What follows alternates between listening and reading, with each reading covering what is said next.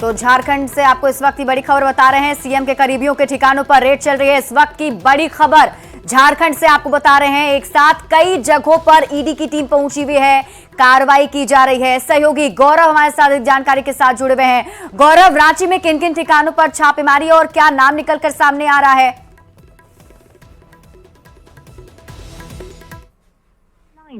नाम अभिषेक कुमार पिंटू का है, जिनके घर पर ईडी की दबिश बनी हुई है।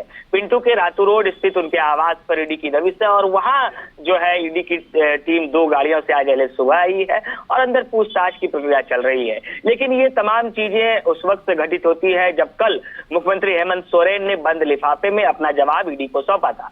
उस बंद लिफाफे में हेमंत सोरेन ने क्या जवाब दिया था, क्योंकि इससे पहले जब ईडी की टीम ने उनसे जवाब तलब किया था तो स्पष्ट रूप से हेमंत सोरेन से पूछा गया था कि आप समय और जगह बताइए कि कहां आपसे पूछताछ करनी है और किस तरीके से पूछताछ करनी है। लेकिन अगर उसमें कॉपरेशन नहीं मिला, जिसके बाद आज जब झारखंड में छापेमारी शुरू हुई तो सबसे पहला नाम अभिषेक कुमार पिंटू का आया। अभिषेक कुमार पिंटू आपको मुख्यमंत्री हेमंत सोरेन के साथ हर एक मंच पर नजर आ जाते होंगे। हर एक बड़ी भूमिका में अभिषेक कुमार पिंटू का नाम आपको सामने आता होगा। अगर अभिषेक कुमार पिंटू के अलावे साहेबगंज के डीसी की बात करें तो साहेबगंज के डीसी भी एक लंबे समय से साहेबगंज के डीसी थे और वहां जिस तरीके से अवैध खनन हो रहा था उसके बावजूद उनका तबादला नहीं हो रहा था। ईडी की नजर वहां पर थी और वहां जब उनसे भी पूछताछ हुई और उनके साथ साथ जो एक डीएसपी है राजेंद्र दुबे, वो भी वहां साहेबगंज में रसूखदारों के बीच उनका नाम आता है कि जिस तरीके से अवैध खनन हुए हैं वो उस वक्त वहां डीएसपी के तौर पर पद पर थे।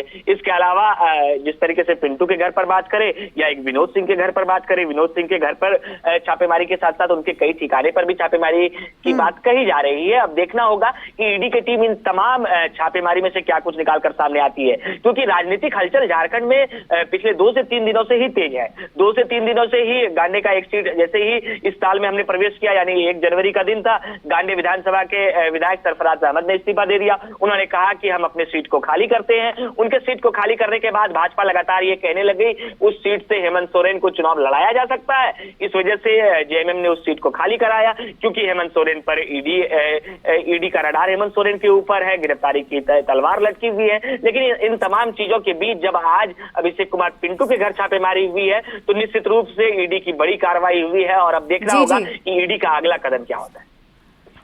गौरव, हमारे साथ आप बने रहिए। इसी बीच दर्शकों को एक और बड़ी खबर बता दें और एक बार फिर से बता दें, रांची से बड़ी खबर मिल रही है। सीएम के करीबियों के ठिकानों पर आज रेड चल रही है। इस वक्त की सबसे बड़ी खबर आपको बता रहे हैं। एक साथ कई जगहों पर छापेमारी की जा रही है, कई जगहों पर ईडी की टीम मौजूद है। किन किन ठिकानों पर छापेमारी चल रही है? तो विनोद कुमार के ठिकानों पर छापेमारी चल रही है। इसके साथ साथ रोशन का नाम भी सामने आ रहा है, जहां ईडी की टीम पहुंची हुई है और यही बताया जा रहा है कि पिंटू, उनका भी नाम सामने आ रहा है कि उनके घर पर ईडी की टीम की मौजूदगी है, जहां छापेमारी की जा रही है। और ये सभी सीएम हेमंत सोरेन के करीबी बताए जाते हैं और उनके करीबियों पर छापेमारी जो है वो चल रही है। सहयोगी गौरव लगातार हमारे साथ बने हुए हैं, जो इस पर जानकारी हमें दे रहे थे। वापस उनसे जुड़ने की कोशिश करेंगे, लेकिन जो दर्शक अभी हमारे साथ जुड़े हैं उन्हें एक बार फिर से बता दें, झारखंड में ईडी की बड़ी कार्रवाई देखने को मिल रही है। और इस वक्त बड़ी खबर रांची से, जहां सीएम के करीबियों के ठिकाने पर ईडी की टीम छापेमारी कर रही है। एक साथ कई जगहों पर छापेमारी चल रही है, जिसमें अगर नाम की बात करें तो विनोद कुमार के ठिकानों पर ईडी की टीम पहुंची हुई है, जहां छापेमारी की जा रही है। रोशन के यहां भी ईडी की टीम पहुंची हुई है, वहां भी छापेमारी चल रही है। पिंटू का भी नाम सामने आ रहा है, जिनके घर पर ईडी की छापेमारी चल रही है। और झारखंड में हाल में हुए सियासी घटनाक्रम के बीच ईडी की छापेमारी कई सारी सवाल जो है वो भी खड़े करता है। इसे समझने की कोशिश भी की जाएगी कि आखिर ये छापेमारी किस मायने में कितनी अहम है और इस छापेमारी में क्या कुछ निकलकर सामने आता है, ये तो छापेमारी खत्म होने के बाद ही समझ में आ पाएगा। लेकिन आपको बता दें, सीएम हेमंत सोरेन को ईडी की तरफ से 7 समन जारी किए जा चुके हैं और उनमें से जो 7वां समन जारी किया गया था उसके बाद सीएम ने एक बंद लिफाफे में ईडी के दफ्तर तक अपना जवाब पहुंचाया था। हालांकि उस जवाब में क्या था ये अभी तक सार्वजनिक नहीं हुआ है, लेकिन आज अचानक ईडी की टीम सुबह से ही छापेमारी में जुट गई है। रांची के कई सारे ऐसे इलाके हैं जहां ईडी की टीम की मौजूदगी है और ये सभी जो हैं वो सीएम हेमंत सोरेन के करीबी बताए जा रहे हैं, जिनके घर पर ईडी की मौजूदगी है और छापेमारी चल रही है।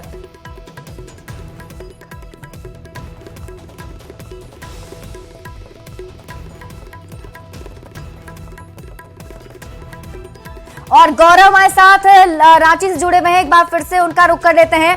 गौरव, देखिए, जैसा कि आप भी जिक्र कर रहे हैं और ये भी देखने वाली बात है कि हाल में जो सियासी घटनाक्रम अचानक से बढ़े हैं झारखंड के अंदर, और उसी बीच अब ये ईडी की छापेमारी, इन सबको अगर जोड़कर देखें तो क्या समझा जाए, आने वाले दिनों में मुश्किलें बढ़ सकती हैं सीएम हेमंत सोरेन की?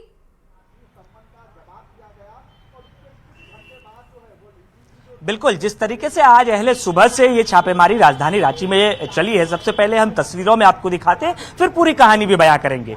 ये अभिषेक कुमार पिंटू के घर का पिछला दरवाजा है और इसी दरवाजे से ईडी अंदर दाखिल हुई है। बाहर ईडी की 2 गाड़ी, इनोवा गाड़ियां लगी हुई हैं और अधिकारी अंदर पूछताछ कर रहे हैं। सीआईएसएफ के जवान को अंदर तैनात रखा गया है और इसी घर के अंदर ये पीछे का गेट है, इसके अलावा एक सामने का गेट है जहां पर कि ईडी के अधिकारी के साथ साथ सीआईएसएफ के जवान हैं। और अभिषेक कुमार पिंटू इस वजह से महत्वपूर्ण हो जाते हैं क्योंकि सियासी गलियारों में अभिषेक कुमार पिंटू की कहा जाता है कि बहुत चलती है और इसी वजह से हेमंत सोरेन के हर मंच पर आपको अभिषेक कुमार पिंटू नजर आ जाते होंगे।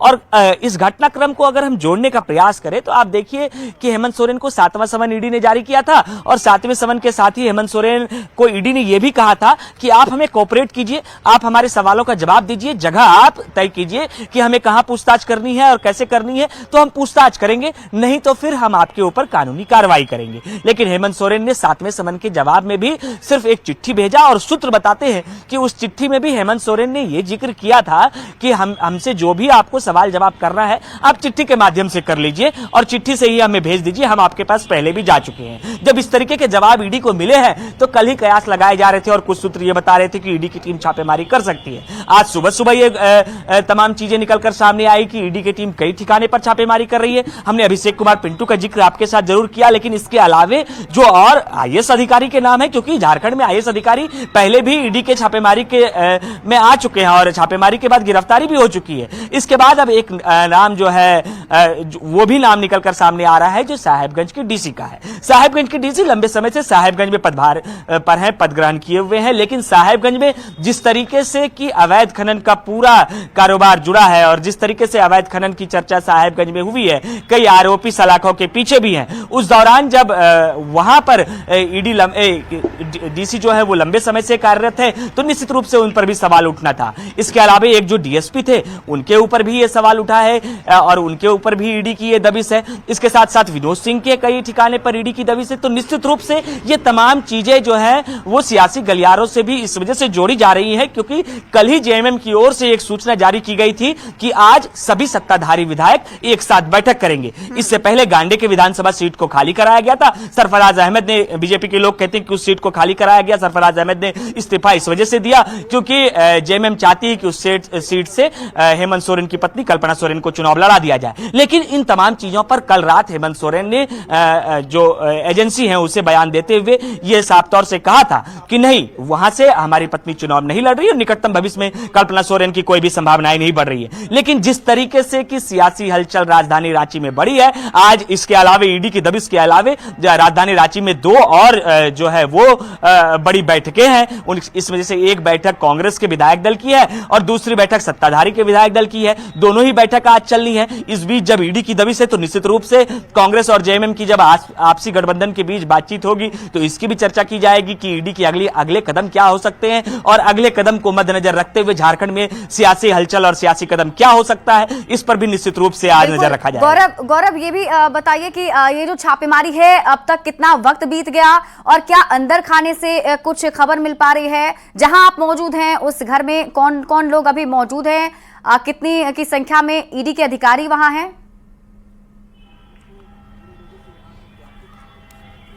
बिल्कुल, 2 गाड़ी से ईडी के अधिकारी पहुंचे हैं। एक में ईडी के अधिकारी सवार थे तो दूसरे में सीआईएसएफ के जवान, और दोनों ही गाड़ियों के जितने भी सदस्य थे वो अंदर दाखिल हो चुके हैं और सुबह ही दाखिल हो चुके हैं। अब से अगर हम बात करें करीबन 4 से 5 घंटे पहले से ही यहाँ छापेमारी चल रही है, और निश्चित रूप से जब अभिषेक कुमार पिंटू के घर छापेमारी चल रही है तो यहाँ से अब क्या कुछ निकलकर सामने आता है, क्योंकि जब हेमंत सोरेन के सबसे करीबी में से एक के घर ईडी ने छापेमारी अब की है तो निश्चित रूप से ईडी की दबिश, ये बहुत कुछ आगामी जो झारखंड में सियासी हलचल है उस बीच भी कई चीजें यहां से भी निकलकर सामने आएंगी कि आगे झारखंड में क्या कुछ होना है, ईडी की कदम क्या कुछ हो सकती है, और झारखंड के मुख्यमंत्री हेमंत सोरेन के ऊपर जो गिरफ्तारी की तलवार हमारे दर्शकों को ये समझाइए तमाम कि जिन जिन ठिकानों पर छापेमारी चल रही है उनका सीएम हेमंत सोरेन से क्या कनेक्शन है, अगर ये साफ शब्दों में समझा जाए तो जरा अगर आप दर्शकों को समझा पाए।